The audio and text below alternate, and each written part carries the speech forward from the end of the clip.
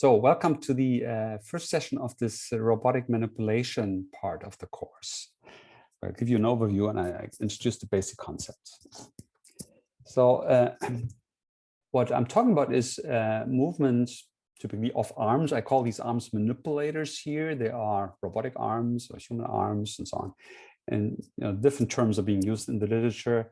Manipulator, indicates that you're doing something then when you use the arm more than just moving it around. You're grasping and holding and maybe transforming an object and so on. This robot that you see here that I use as an illustration is one that we built here in our lab some years ago based on a modular kit where you could buy these blue elements here. Each element has a joint, there's always one joint.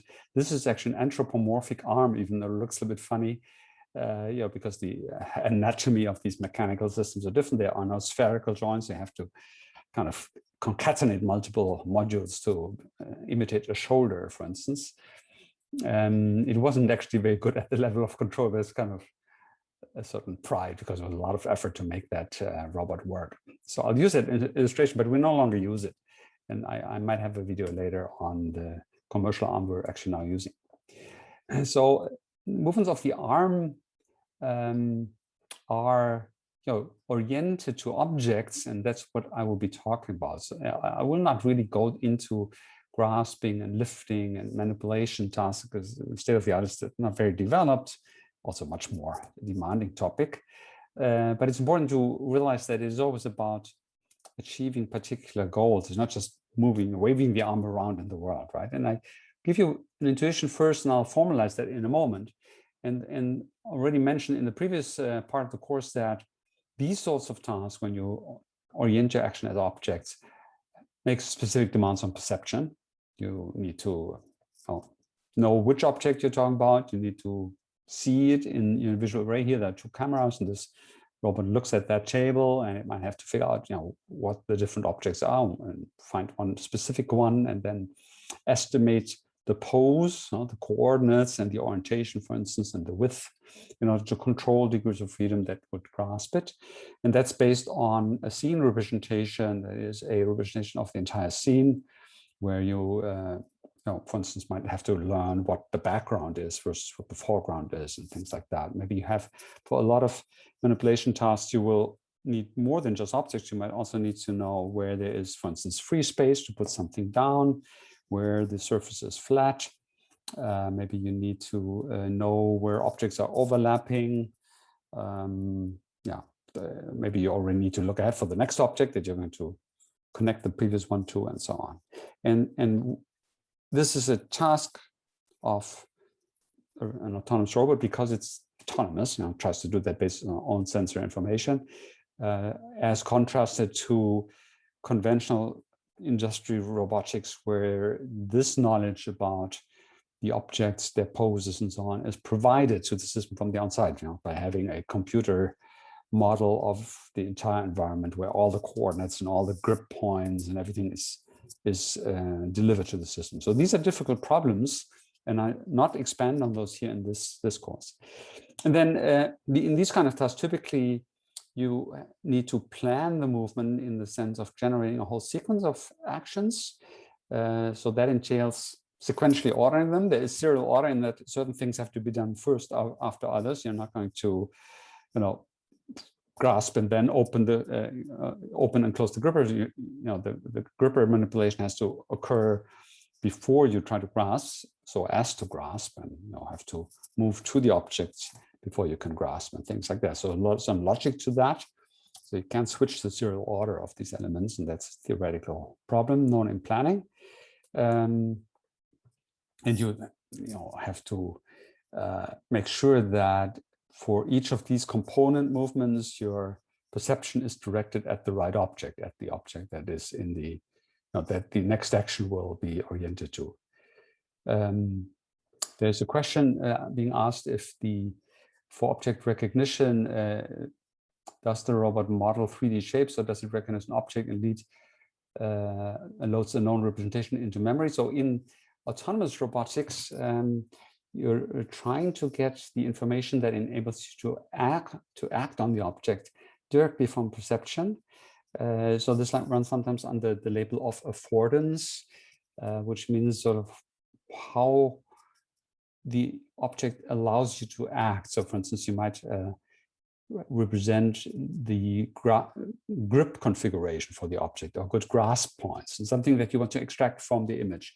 That, depending on the approach, could be based on having models of the object, which might mean that you had previous experience with the object, maybe you have seen it from different angles. In some cases, people maybe have some prototype object models and they just fit the parameters of those to the objects. The ambition is to use as little of that as possible. And so that's really a difference to conventional robotics, where you do have a very good description. In fact, in that description, you include how to handle it, so where to grasp it and so on.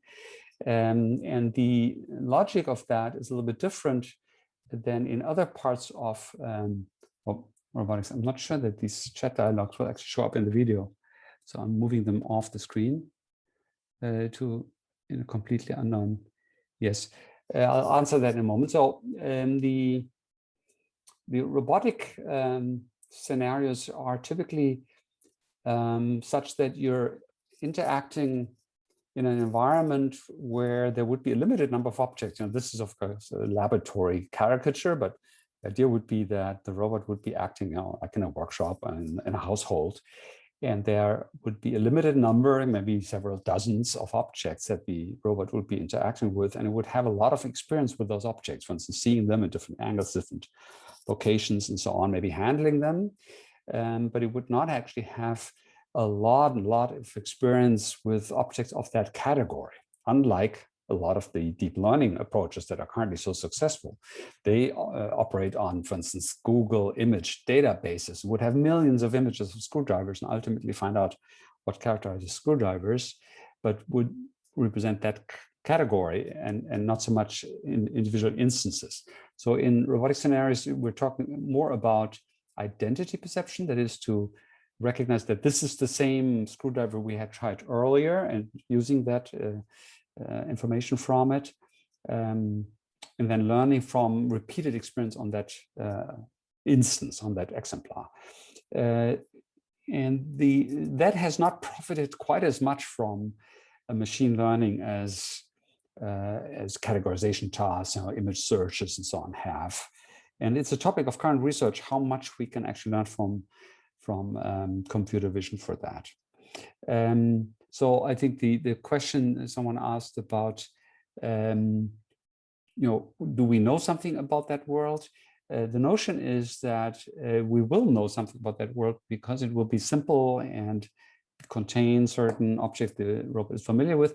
The main thrust is to enable the robot system and the user to learn about that environment autonomously, or the user to instruct the robot, for instance, by just showing the objects to the robot. Maybe a lot of scenarios the user could label them, could say, this is the thing I call screwdriver.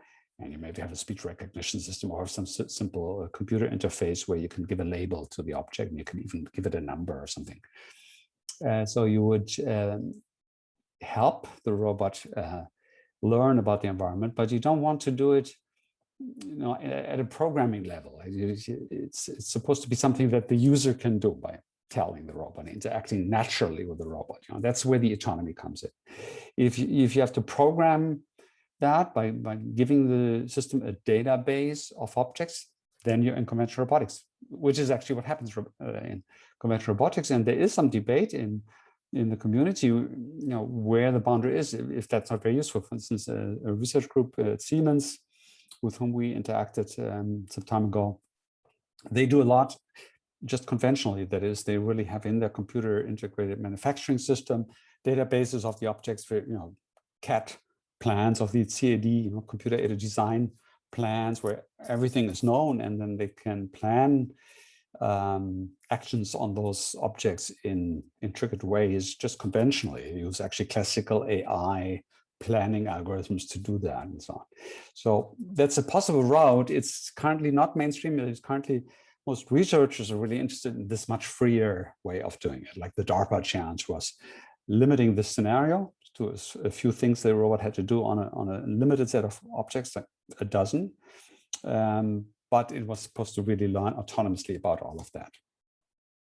And so there's autonomy in using your own sensory information. There's also something one could call autonomous learning, where you profit from past experience, but really just in the terms that are accessible to the robot system through its models that it built, not from the outside coding that past and providing it as data.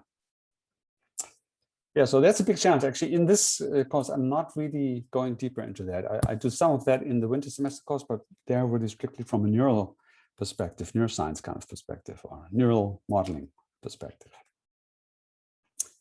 Okay, that's, I think, yeah, you know, to do that kind of movement, you also, you know, once you have a movement, you need to, I mean, you have a goal of a movement, you need to take into account your initial position and then make that movement. I call that a segment in what follows, and we'll be looking primarily at such segments, you know, when I have a certain pose and now I want to reach for an object. And then when you do the next thing, like, you know, grasp that object perhaps, and then maybe move the arm with the object somewhere else, there will be subsequent segments. And so in what follows, I will not really talk much about the concatenation of these different segments, also an interesting topic, but really just about the individual movements, how they're done and controlled. So there is, you know, there's timing in robotics. Usually timing is not really a separate topic. In conventional robotics, you just make some profile here, like a ramp up the velocity and then go with constant velocity and then ramp down, or have some simple template like that. There are tasks where timing is important. For instance, when you catch something or you want to interact with a human user, you want to do a handshake, let's say, really literally a handshake. You know, the human user moves the hand and you have to sort of meet at the right point at the right time. Then you need to make sure that the time course is right. And these tasks involve coordination. That is, you might have to update your time course to still meet at the same time as the object you're coordinating with changes time course. The human user might accelerate or decelerate, or a ball might, you know, fly a little bit different from what you expected, or tumble, and you have to adjust, and that's called coordination. I'll lecture about that next week. And then there's control, which is really bringing about the movement physically.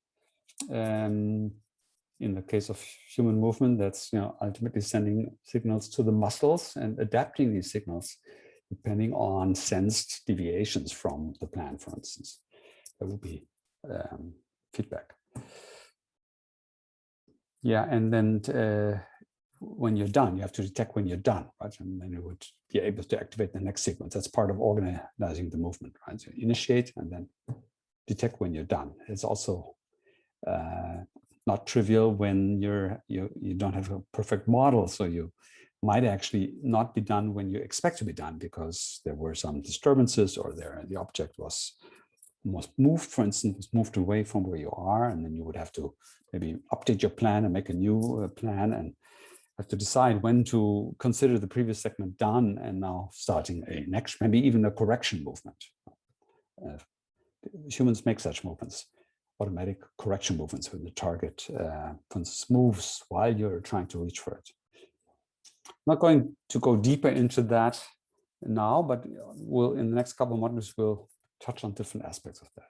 So to summarize that again, so you need seat perception and object perception, you need movement planning, you need organization, this sort of temporal starting and stopping, trajectory formation, and control. I want to say a few words about that. I think I said something like this here in the introductory lecture to the course. I just want to reactivate that. A photo from my dinner table at one point, and just to highlight a few aspects of perception I already hinted at. So in all of these tasks, there is something that we call attentional selection in humans, where you are selecting. Typically, we think of that as an object. You can also think of as a part of the image, like you're selecting, let's say, this part of the image, and that would mean maybe this container, so that will be the object, as the thing that you are concerned with. That is, you're focusing on. Humans would make a saccadic eye movement and put their fovea right onto that object.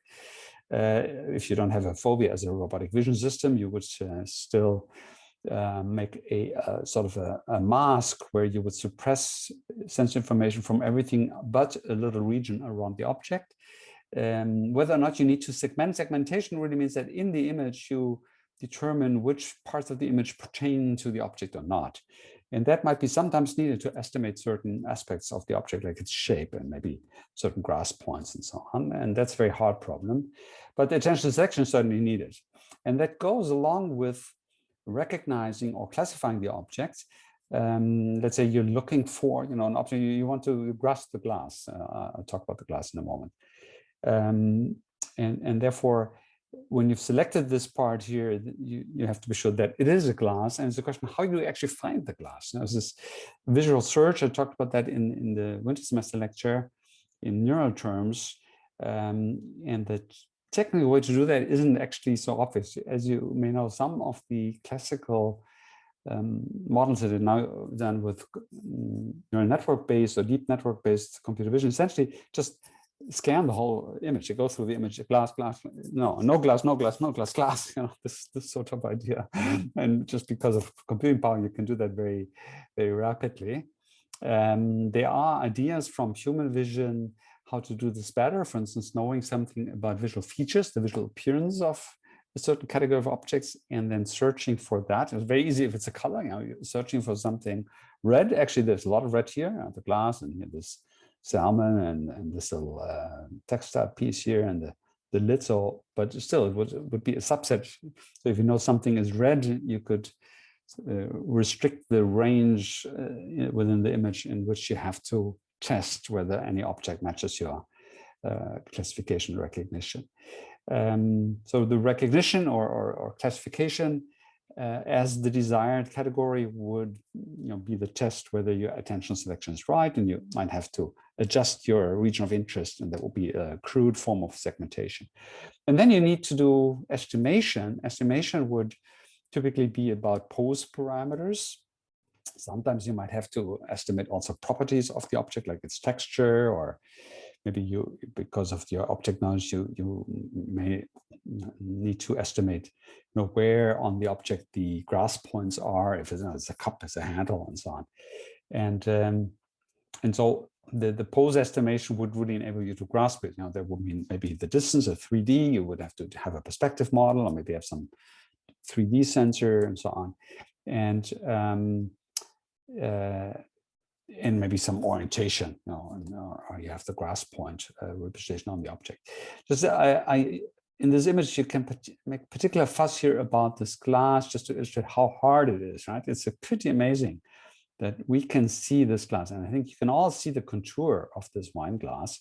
There's a coaster here, and you can sort of kind of guess where the foot of that wine glass is, even though it's transparent. So what you're seeing is the background through the glass.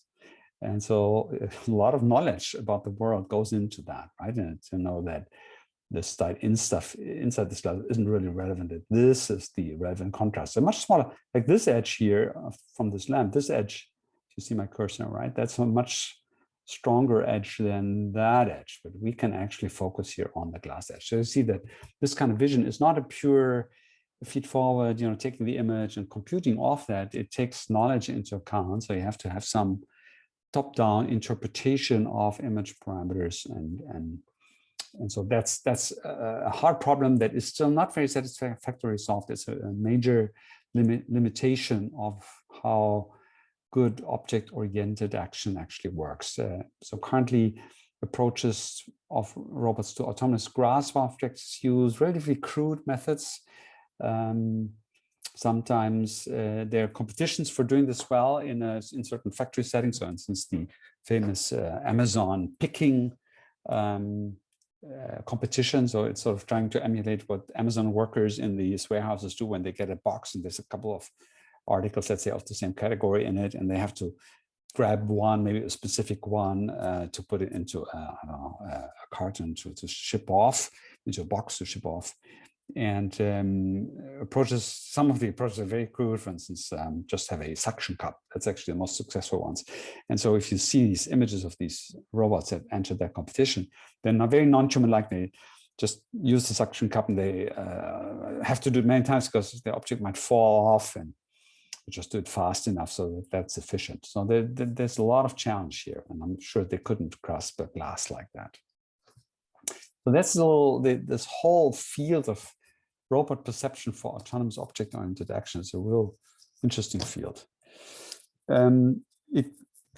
So we are doing neurally inspired stuff about that. So in the winter semester, I teach a little bit about that, where we take activation fields defined over space to do attention selection, and we estimate particular feature values like the elevation, the height over the table, and certain other things with our neural methods. So I'm not teaching about that in the summer semester, but if you are interested in that, I'll do a little bit of that. In the winter semester, of course, I'm not using robots so much there. I'm using more a human attentional selection system. So when you have that scene to plan an action, or when you have the object in the scene, you plan action, you still have to take into account your initial configuration of the robot arm. So there's a transformation that in the nervous system is actually quite an issue. It's bringing together some body sense, knowing where your arm is. Maybe you can see where your arm is, but actually you can reach even if you don't see where your arm is, if it's occluded or if you close your eyes. And then combining that with the information about the scene. In robotics scenario, we're usually assuming that knowing where the arm is trivial, that we have very good estimators of that based on what's called shaft encoders, that the individual joints have some sensor system that can tell you what the joint configuration is. And from that, you can compute through your forward model. We'll get to that, what these models are like, where the hand is supposed to be. And then combine that initial end effector position with where the reaching target is, and combining actually really means transforming the coordinate frame so that this reaching target is in the frame centered on the initial position. That's abstractly what that making the difference factor between those two amounts to, and then you would be able to extract the parameters like the direction in which the hand's supposed to move, maybe how far it is, how far it's supposed to move, and so on. So human movement has particular kinematic properties. Li Zhang will actually review that in one of his lectures, how humans do that. Robots make funny movements sometimes, depends just on how they're programmed. But humans have particular kinematic regularities that might be attractive to copy in robots, so as to make them more human-like, so that maybe a human partner working with a robot isn't too annoyed. And they are relying on this. That is, they will say that when you have a certain distance to cover, that you make a nice velocity profile, so that sort of in the middle of the movement, you have the faster velocity, and you softly accelerate and softly decelerate at the end of the movement. And you do the movement actually in a planar way, that your hand moves in a imaginary plane, elevates in that plane, goes down again in the plane. So it doesn't make some kind of arbitrary, complicated movement in 3D.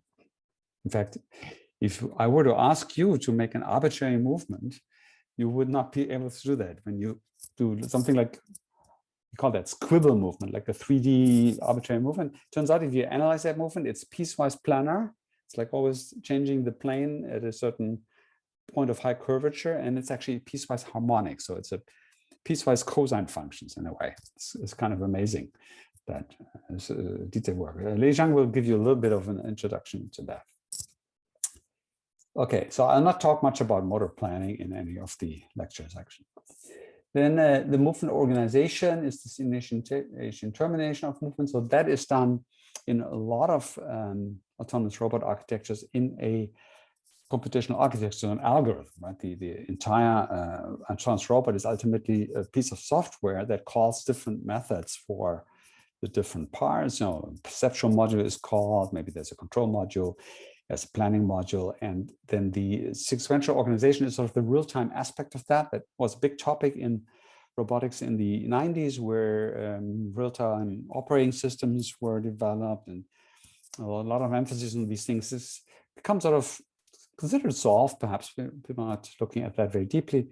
We're very interested in these sort of topics because we want to do that neurally, and so open to learning. And so that's about knowing when to start, when to end, when can I activate the next object, how to react to errors. For instance, if the object drops out of my hand, can I abort the movement and then maybe plan an alternative, move back to a previous state? How do I update the different state vectors in cases like that? Generally, the idea would be that you have different components. Sometimes they're called primitives. Those that cannot be further decomposed will be called primitives, and that you can call these primitives if they're computer programs, or activate them if you think of them as neural processes, and combine them. So there could be primitives that you do at the same time, like you can reach and also work on the gripper. So grasping, grip, opening, and reaching could be in parallel, while other things would have to be sequentially organized, like reaching to one object versus reaching to the next object, or to the reach location, and so on. And so how to temporally organize that is the topic of what's sometimes called movement or behavioral organization. And it's also quite a rich field of research that ranges from computer issues like real-time operation to conceptual issues like what is a grammar for such things. So for instance, the topic that some people are very interested in, and I'm also somewhat interested in, that is what is called an action grammar. That is, can you observe someone do something and then analyze it into its individual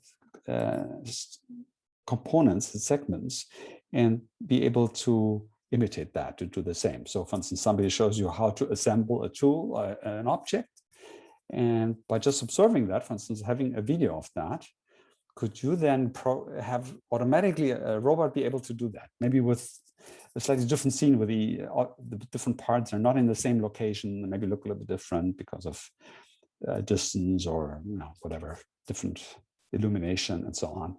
And they are able to learn from that video how to assemble it. And so a key step in there is to find out these different segments, know where one begins, where one ends, and of course, categorize it. It's not solved in general, but there's very active work on that.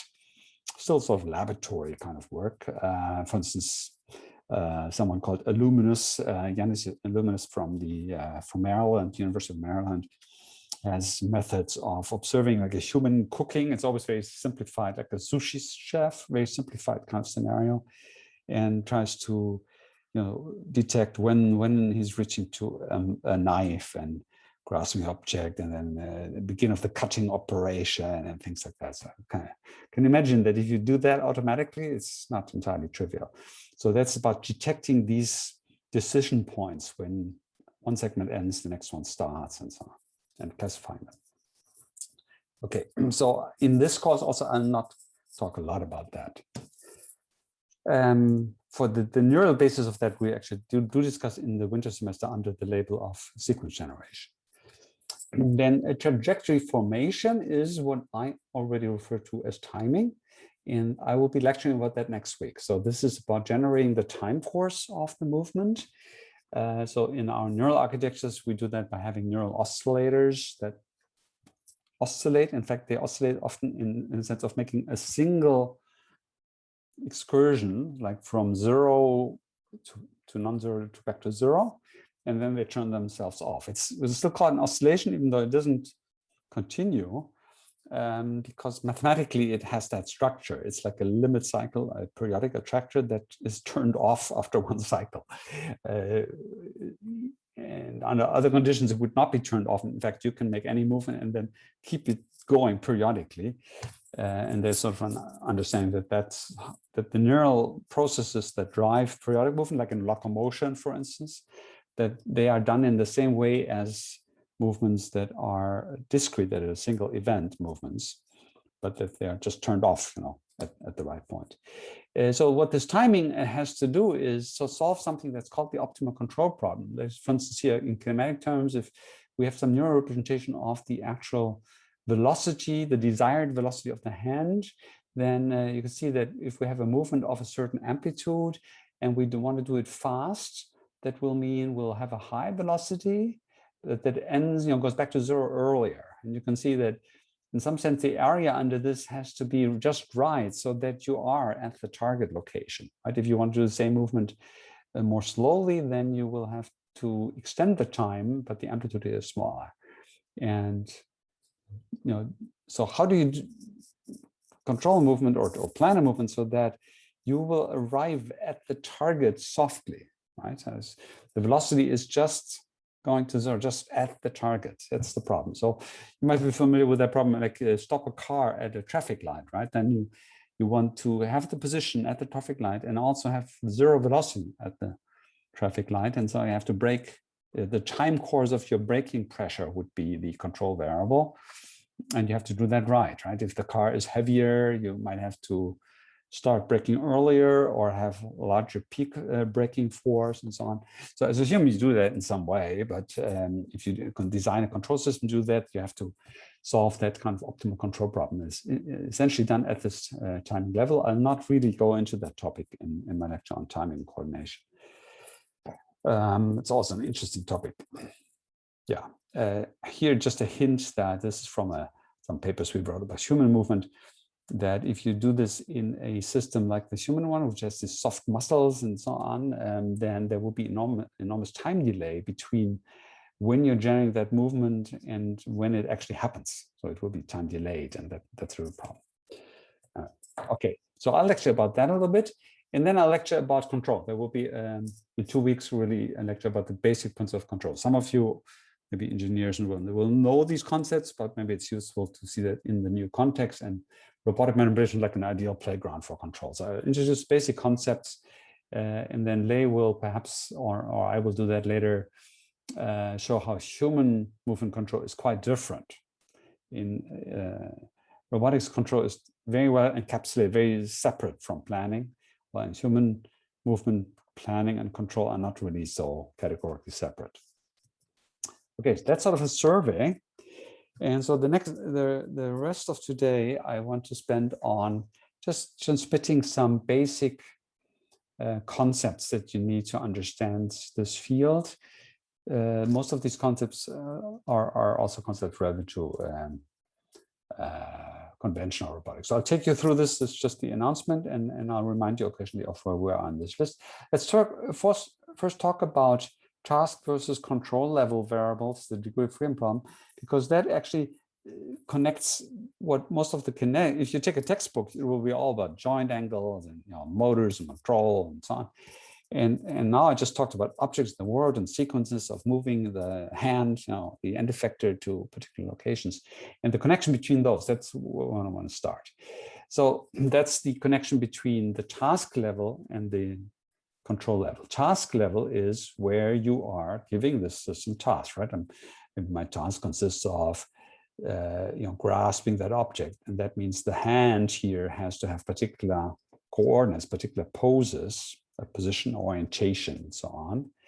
And that's different from the control level, which is about the things I control here, these motors, for instance. So more formally, the task level very often is about end effector states which are connected to the target. So the end effector is sort of, you have to define that for your robot. Very typically, it's a gripper, which is a 6D object. So it has a 3D position and a 3D orientation. Like here, this is a gripper, and it can be positioned anywhere in 3D space, and it can be oriented, 3 degrees of rotation that you represent somehow. I'm not actually talking about opening or closing this gripper. That's another problem. The end effector would be the configuration of that gripper. It's a rigid body. So that would be, often a variable or a level at which you give tasks to the robot. You could give other tasks to the robot. For instance, you might want with that robot to avoid touch. This old system that we had here had actually something called artificial skin that was developed by our partners at Siemens. Here, these black stripes. This is it's a touch sensor. You actually have to press quite hard for it to sense it. And with that touch sensor, you could actually, as a human, push the robot arm around. That was one of the cool features, that you could have some haptic interface that could guide the robot by pushing that. And it it wouldn't be passive. The joints were quite stiff. It would be sensing your push and moving as you push it. glass-like in smartphones, because there was way before that, and it has to be more robust and so on. But actually today, yes, you could perhaps use that. So there's a lot of work now on touch sensors for robots. Actually, they're typically not using these glass-like sensors because they have many other drawbacks, being, for instance, too fragile. They're typically based on more elastic material. Still not very good, actually, because in these cases, you want to have more than just detect the location. You really want to get something like the force vector, so you can push it in certain directions. So when, in this case, you would have other parts on the robot that you give instructions to, right? You want to express a task there. And that will be generally the case if you want to do obstacle avoidance. Like in obstacle avoidance, you don't want to collide with any part of your arm. And so the point on the arm that you have some, for instance, repulsive force for could actually vary, and just have to transform it then into the control space. It's also typically this task level at which you have the timing task. For instance, if you catch, it's about the hand being in a particular location at a particular time, not other parts of the body. And so, so you can have different tasks and different variables to describe those tasks. Another kind of task is force task. Like if you want to press with the arm against a surface, for instance, to maybe do some abrasive maneuver, like polishing something, or to scratch a surface in a certain way, then that would be a force level, but also in space, right, on the object. It wouldn't be in terms of joint angles, for instance. Right? That's a task level. So there are multiple different task levels that could be invoked at different moments in time, and a robot is supposed to be flexible to do different tasks. The control level is the mechanical thing that you can actually do something about. So it would typically in these kind of robots be the joint angles or some kind of actuator degree of freedom. I'll say more about that later. It's not always necessary that every joint is an actuator. In these typical Revolut joint kind of robots, every joint has a motor. So actuator and degree of freedom is, mechanical degree of freedom is the same. You could see that would be not always the case. You could have spring-loaded joints, which are really interesting to emulate human muscles, and therefore be able to control in this much softer way that humans have, and is not as dangerous. Then you have two springs for every joint. You're pulling in the two different directions, and humans have multiple muscles that converge on a joint. You actually have many more muscles than you need.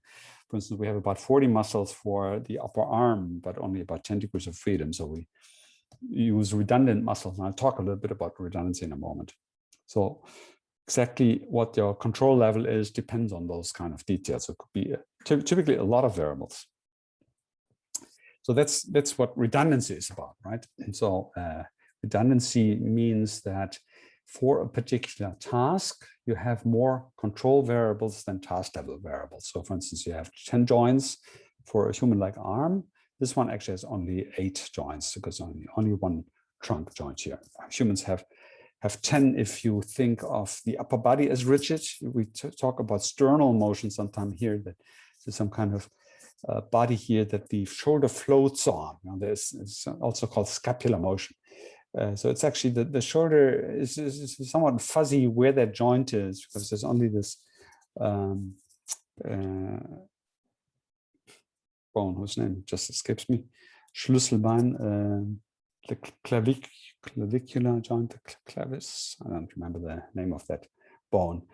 Around, which sort of makes a motion around the sternum.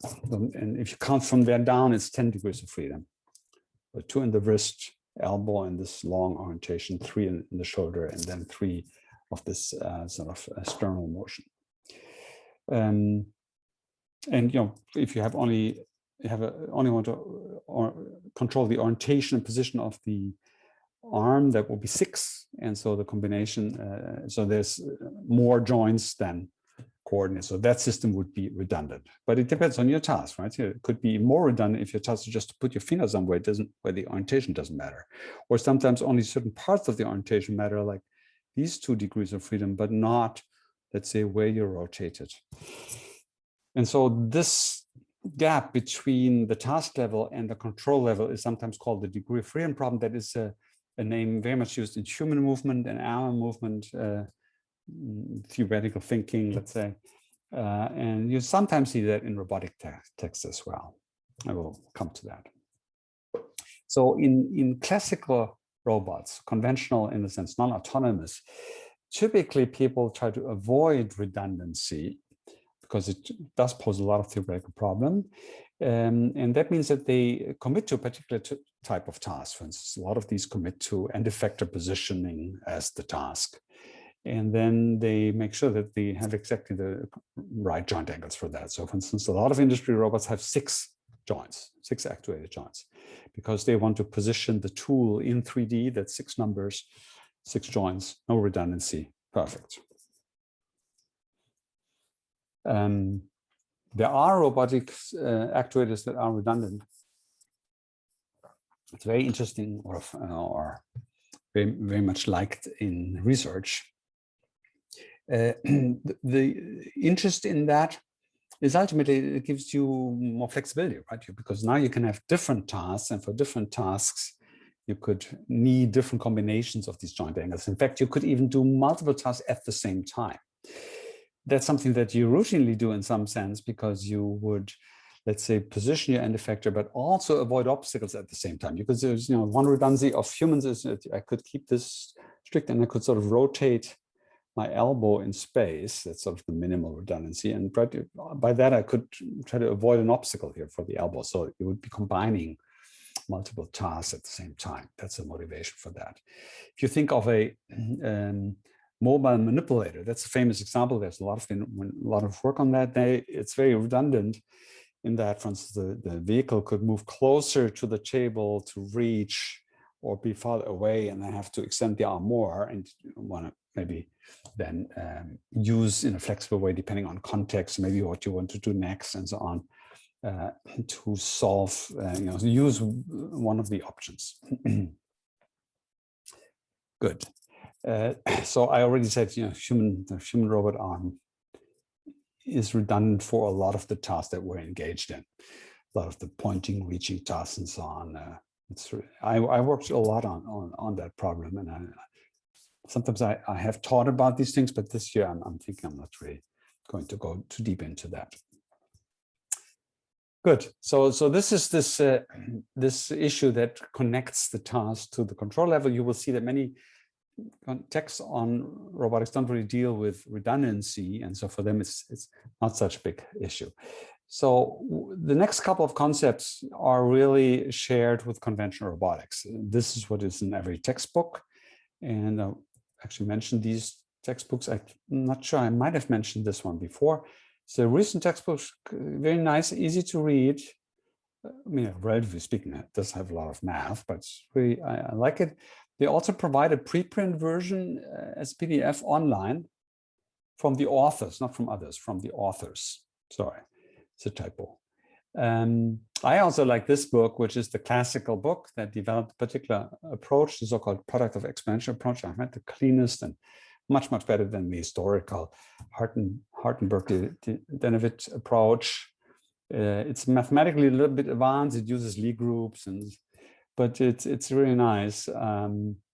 So I can recommend it if you're not afraid of these sort of things. It's also very well written, and the PDF is actually made available by the authors. I think probably their contract ended with CRC Press, and you can download it both officially. It's not illegal copy. It's the authors who apparently have that right to do that.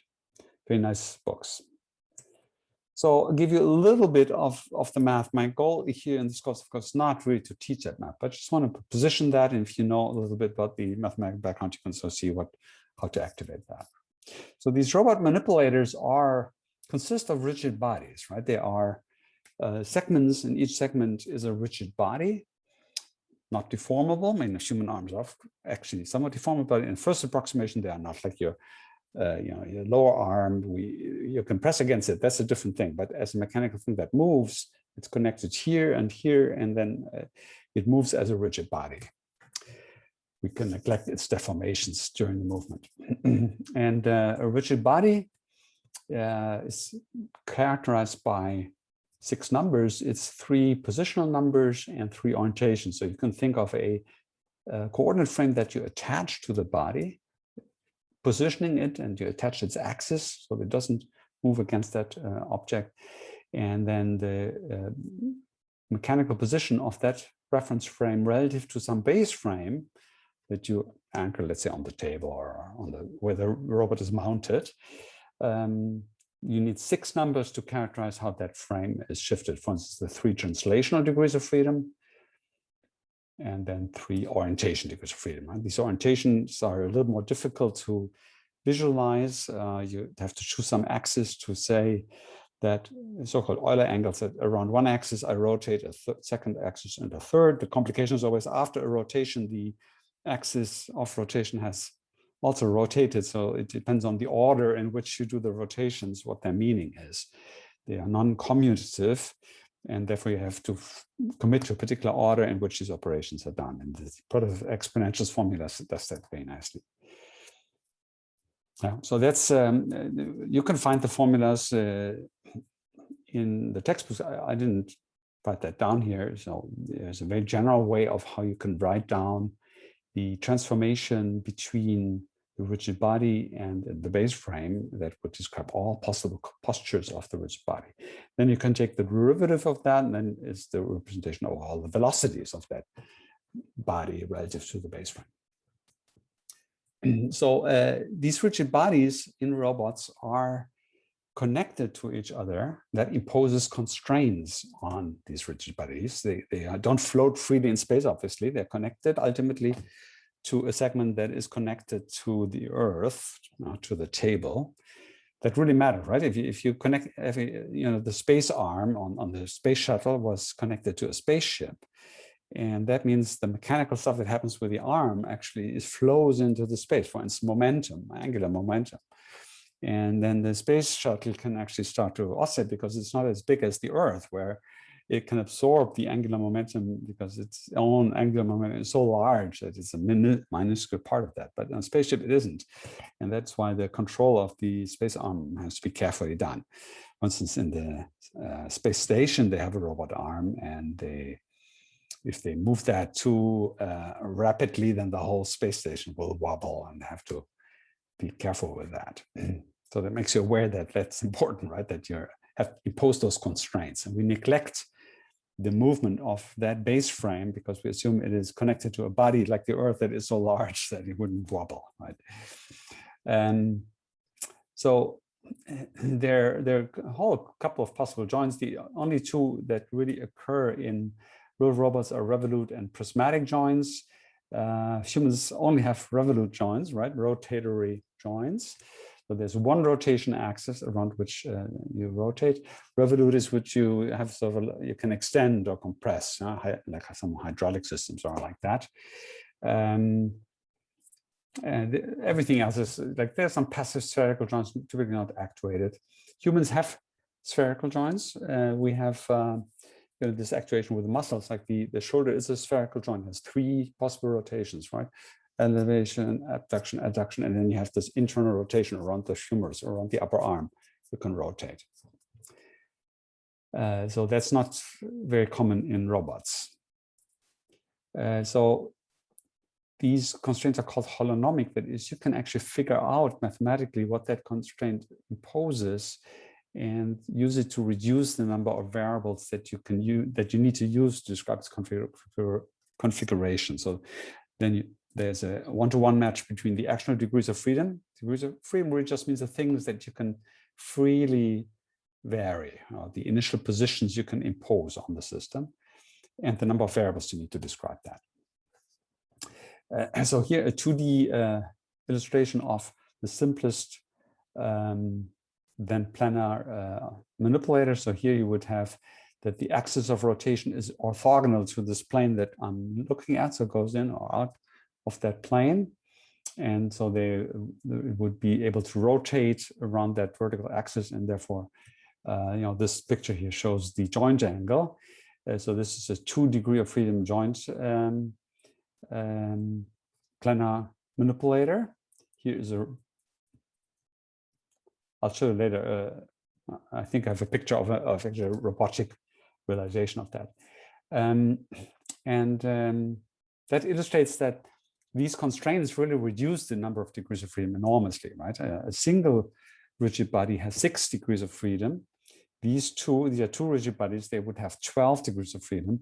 Now they have only 2 joint angles, now one per segment. So that's going from 6 to 1 or from 12 to 2. It's quite a strong reduction, right? So there's only one thing you can vary about this, namely how it is rotated against the world, or the body on which this is mounted. And then the joint angle here would be how this segment and that segment are aligned along the vertical axis here that characterizes this resolute joint. Revolute joint. There's a typo on that slide I have to correct.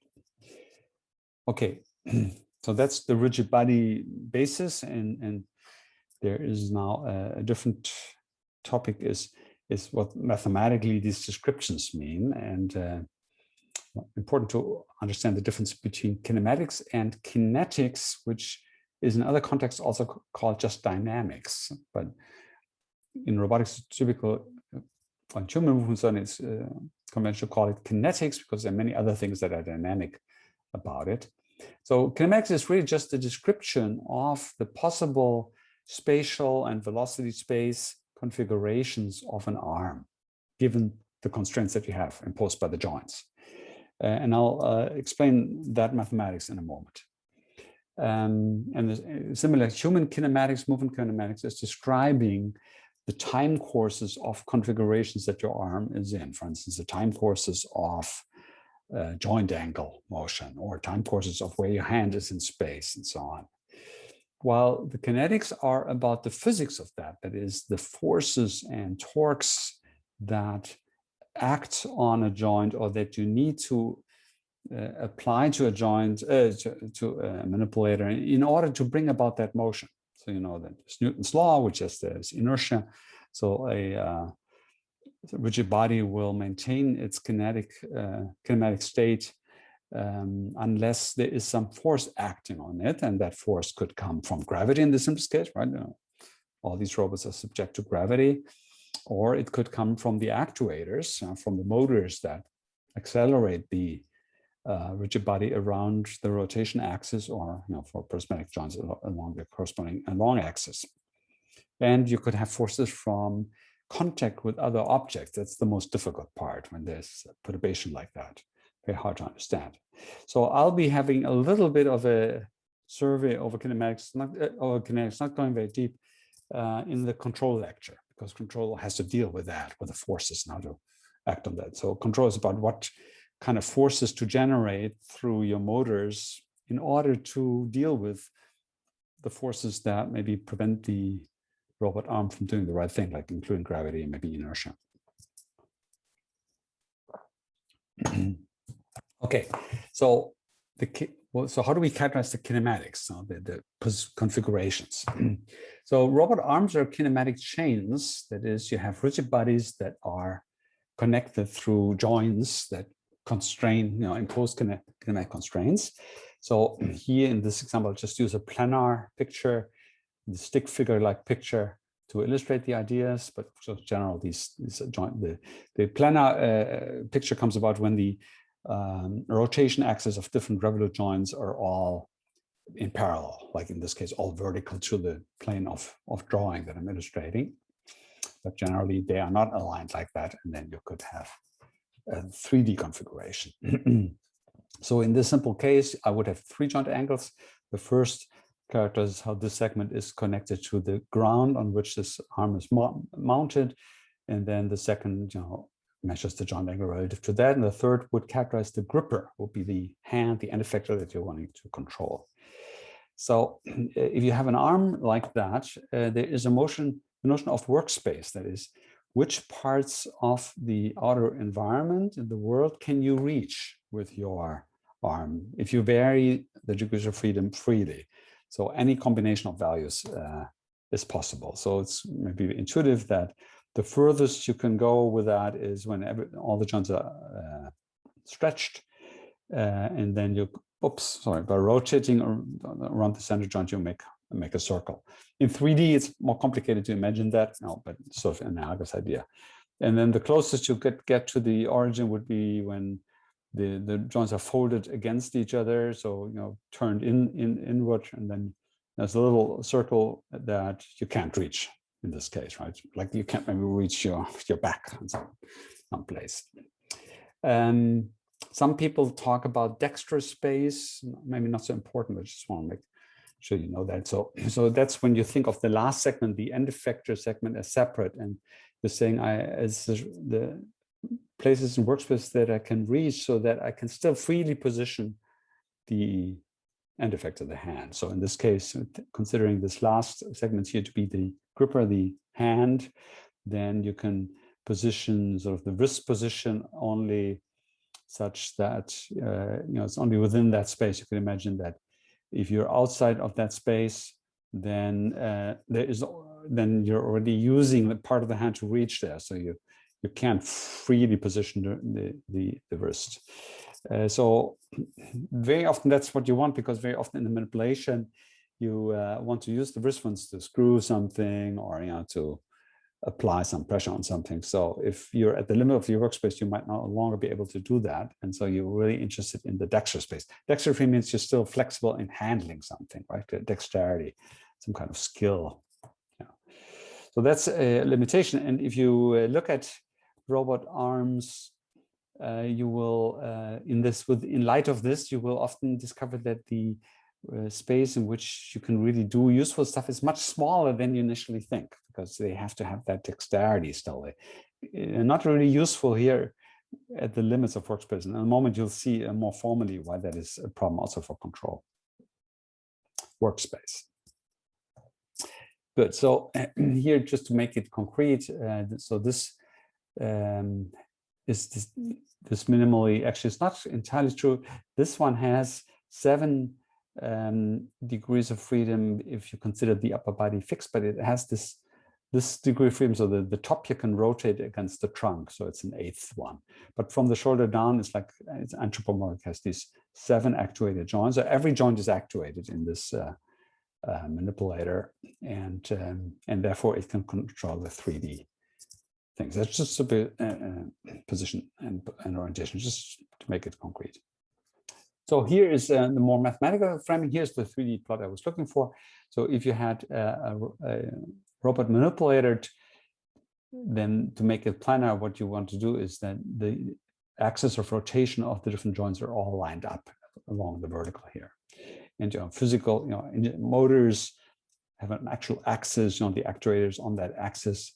So they're always spatially elongated like that, while our joints, hinged, revolute joints are hinged joints, right? In ours, the actuator doesn't act on the rotation axis. In fact, there's nothing in the rotation axis per se.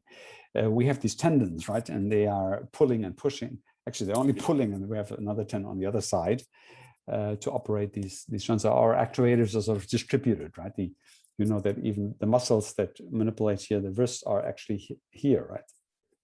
They are offloaded, and the tendons are like cables that connect to that. And it's actually also true about the finger movements, right? The muscles are here in the largely, there are some muscles here too, but largely they are here in the lower arm to control the fingers, so they go through tendons. So forward kinematics means that you go from the control space to the task space. So forward is be that equation that is, if you know all the joint angles, can I tell where my end effector is? So for these toy examples, I'm using the picture that the task space is really just the position of some point. Let's say here this tool point, or here this tool point in this caricature. This is supposed to be a human. And you could think of that as the center of the coordinate system that is in the tool.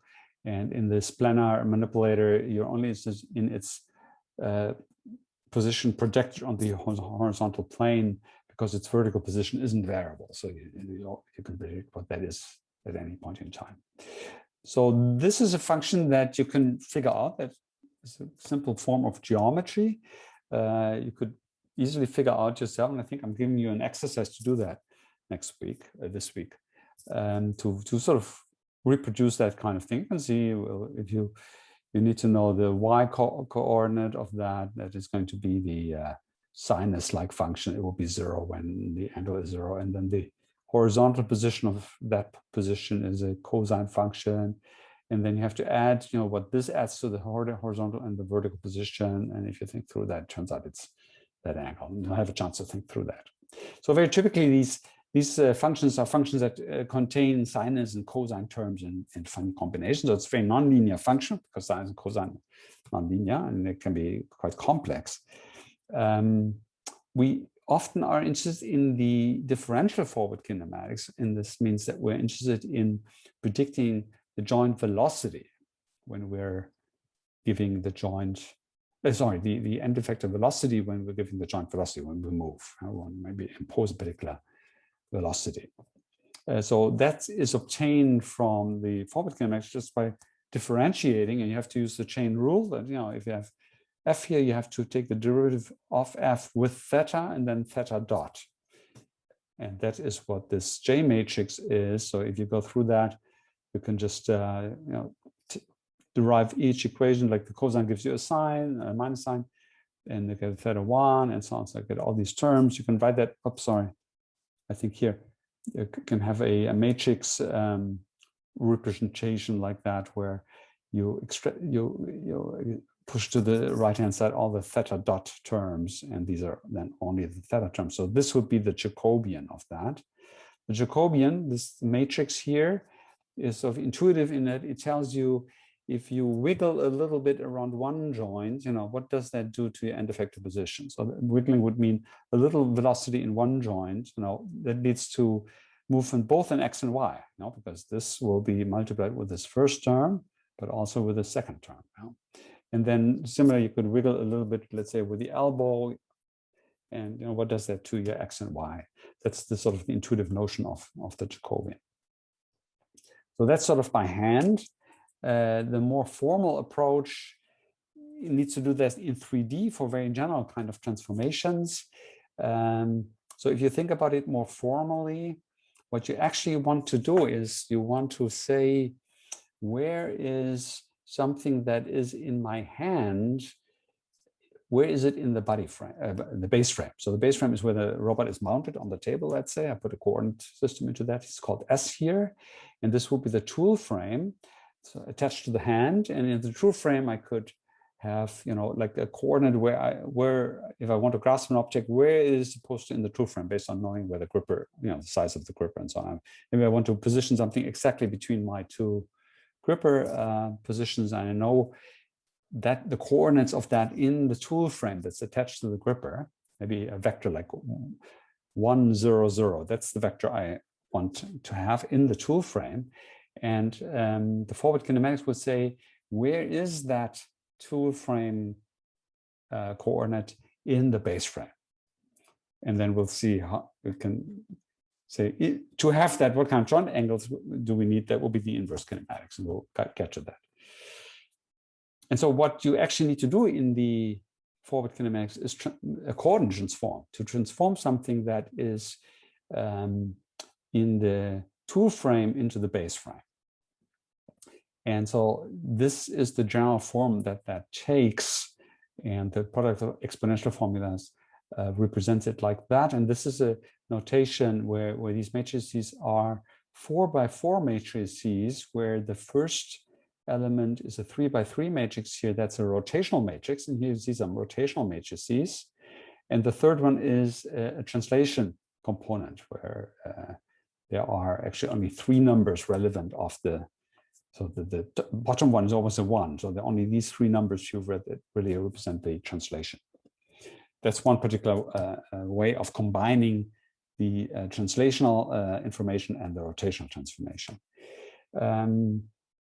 And so I'm not going to explain exactly how that works, but you can see it's sort of a chaining of rotational operations. So each of these exponentials here are matrices of this general form. And you see there is a rotation matrix. The x is the vertical one. That's the z-axis, the last point. There's a 1 here, and then the 2D rotation in the plane orthogonal to the vertical is the diagonal, cosine, off diagonal, sine and minus sine. Some of you might be familiar. That's what a rotation, how you do a rotation.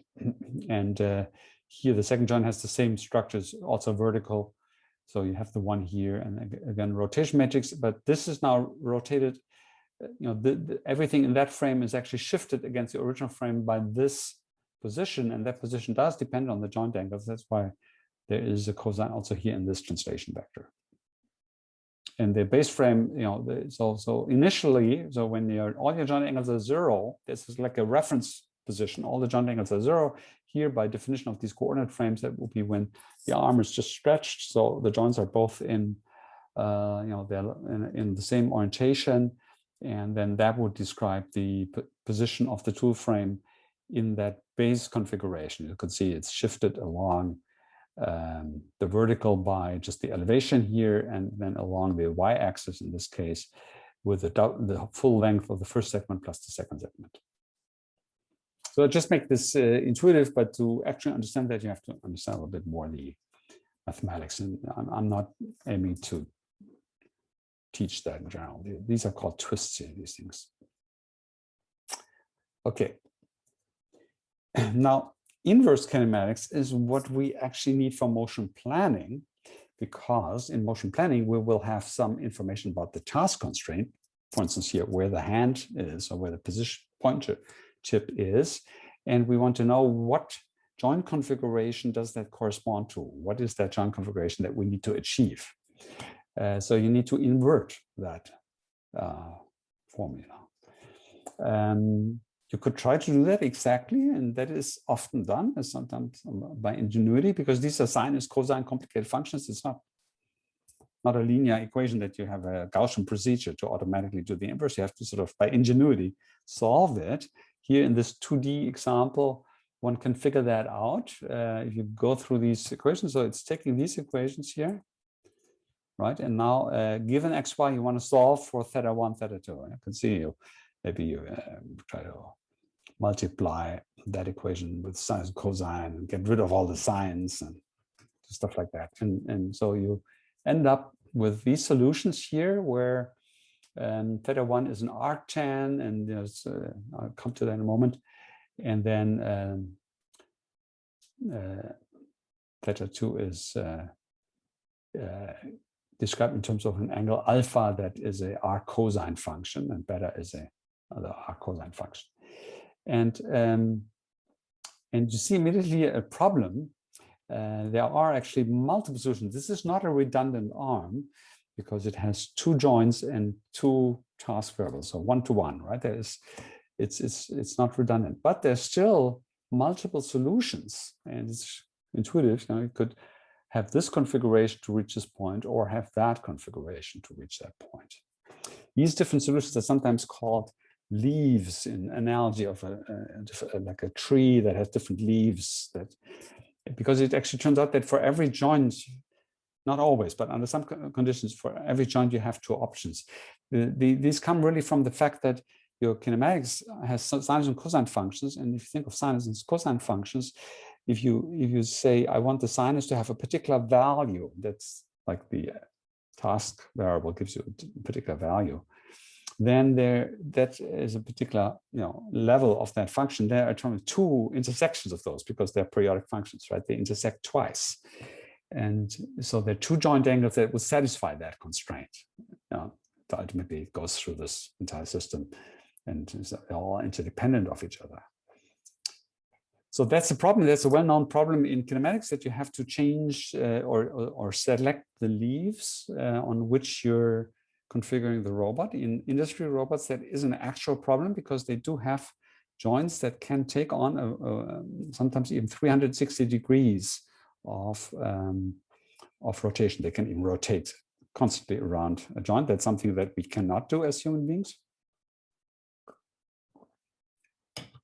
And there can be a problem sometimes that for certain reasons that when you make a movement, that at some point a solution on one of those leaves cannot continue because you run into joint space limit or into a kinematic constraint.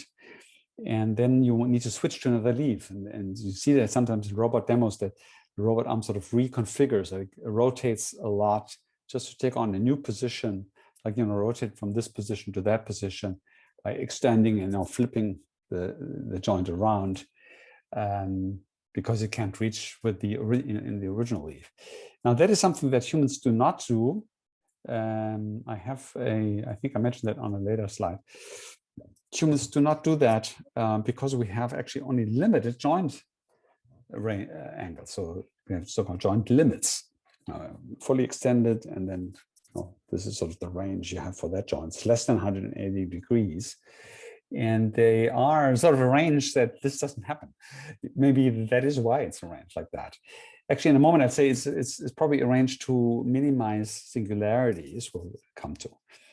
And then you end up having only one leaf. So in humanoid, humanly inspired robotics, you don't have that. And that really solves the problem, because this switching the leaf is a really very annoying thing in movement planning. That in the middle of a movement, you suddenly have to switch leaf, something that certainly very unnatural, and we don't do it as humans because of this joint constraint. So only one of those two, depending on how I interpret this as an elbow, only one of those two will be possible. Let's say if the elbow is oriented this way, as suggested here by the thumb, then only this is a possible elbow configuration, and this one here isn't. Okay, the differential form of the inverse kinematics is very much used. Here you can solve the inverse problem exactly without having all this ingenuity, really just by matrix operations. And that is because in velocity space, the kinematic equation is linear. So this here is a this is a nonlinear equation. The F is a nonlinear equation, but this here is linear in the dotted numbers, right? If you just want to know what theta dot I need to get a certain x dot, given of course that I have theta, but I don't have to figure out theta because my arm is already in a certain configuration. I know theta. I just need to know theta dot, what kind of velocities, what kind of change to impose to get the change in the end effector space. This equation is now linear in theta dot. So I can just invert it by taking the inverse of the Jacobian. That's what here. You just take the inverse of Jacobian. It's a matrix, and you can invert that matrix now, except if it's not possible.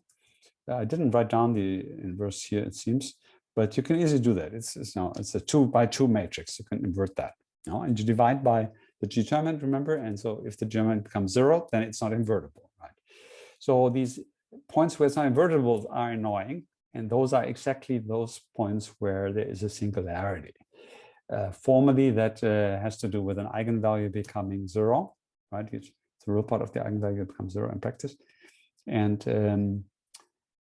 that really means that then there is no velocity of the joint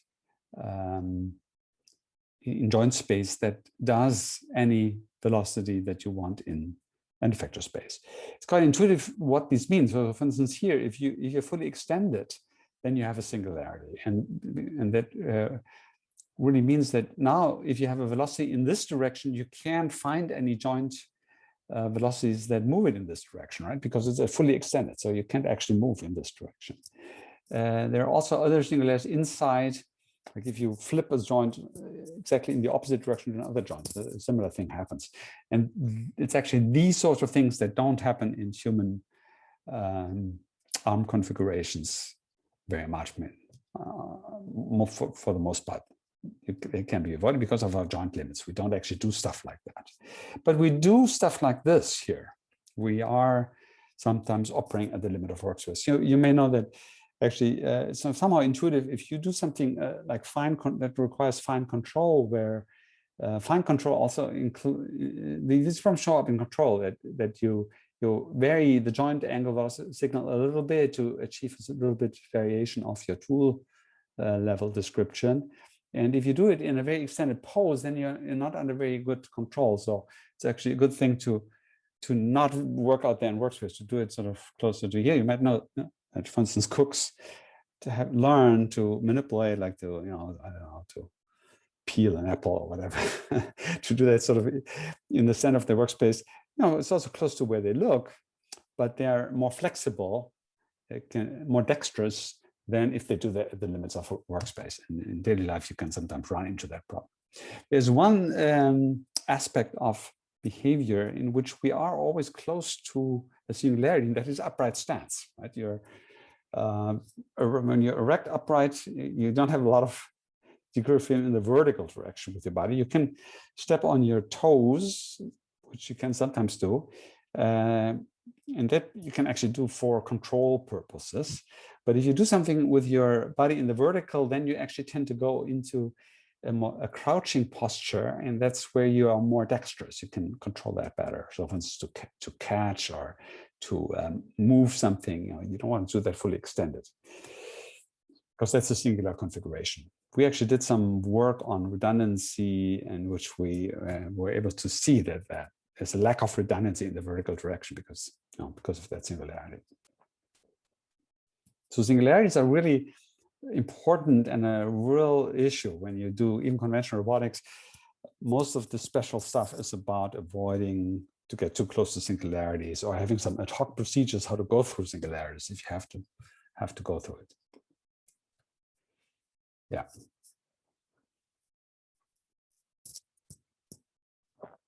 I already said everything that's on this slide. Okay, so here's again the survey. So you need the kinematic model, and that's the start. You always need that. You can use its differential form to predict velocity vectors. It's particularly useful to invert it, which you can do very easily analytically. In fact, you can also do this numerically very well, while the exact inversion, is based on ingenuity. Good. So what is different in a redundant arm? Nothing for the forward kinematics, right? The forward kinematics just means that now you have more variables here on the right than on the left, but forward kinematics means the variables, like 3 joint angles in the plane. That's like the minimal redundancy if you only want to control the position in the plane. So you have 3 variables here on the right and 2 on the left, and that means you have multiple solutions for the inverse problem, right? Because if you configure the end effector position or the pointer tip position, then there might be multiple different joint configurations that lead to the same end effector position. That's a well-known problem. So you no longer have a unique solution for inverse kinematics. So the engineers are not too worried about that, in the sense that they would just say, I'll just pick one. I'll pick the solution that's best in some way. This is achieved by something called a pseudo-inverse in joint space. So pseudo-inverse is termed from linear algebra. That means if you have a matrix like that that's not diagonal, then this particular matrix, which exists under certain conditions, provides a inverse, in the sense that if you apply the Jacobian to this matrix, then you get x dot. You can see that if you put that matrix here on here, insert that here, then you could see that. And now you apply the Jacobian from the left, you see that the J is applied to this here, and that cancels against that, and you get x dot, right? So it is a solution it is an inverse. This is the inverse that minimizes theta dot. So it's always the idea of these pseudo inverses that out of all the possible solutions, you pick one by minimizing some function. And for instance, the so-called Moore-Penrose pseudo inverse that I've written down here minimizes the velocity squared. So if you think of the theta as a vector, right, theta dot as a vector, then theta dot square, I mean by that, each component squared the sum of those, right? The norm of the vector squared. It's the true norm of the vector, which is the vector. And if you minimize that, that means you're making only those joint movements that really are needed to move the end effector. You don't do any self motion, that is, any joint angles that are not needed to move the end effector position. And there's a lot of interesting stuff to be said about that, but I won't do this in this lecture. That pseudo inverse also has these issues. Again, it can be some dimensionality reductions. When one of the joints becomes singular, then you have to do something special about that. It's a general problem with pseudo inverses that deals with hysteresis. That is, if you have a redundant system like that, and again, we humans do have that, and you make a periodic movement, that is, you move around and then you return to the same end effector position, then generically your joint configuration will be different when you come back to that same end effector position, different from how it started.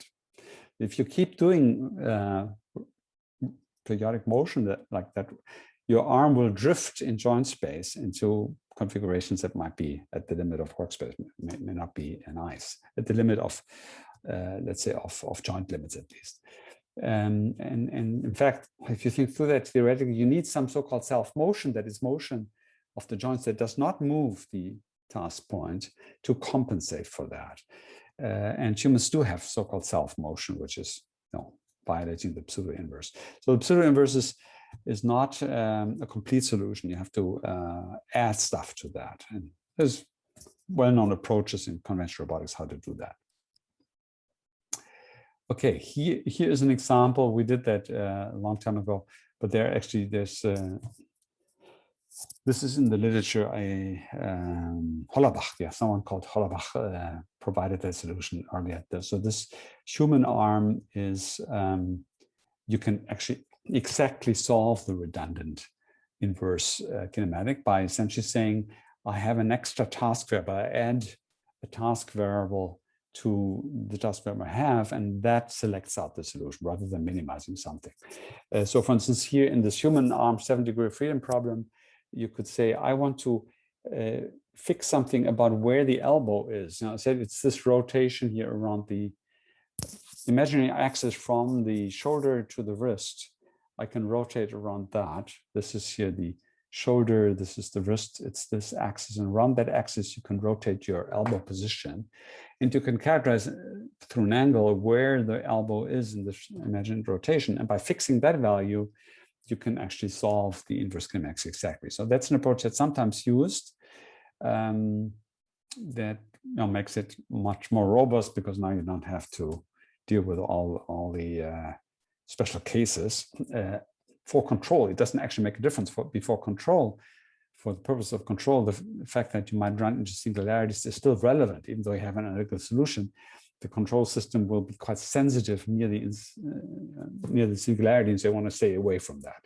So this is actually more for motion planning that it's a useful approach.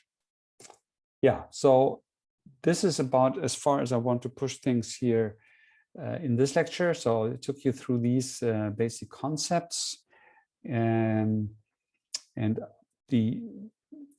I will next really talk about trajectory generation, how to plan time courses, how to coordinate that, and then bring that together with this when I talk about control.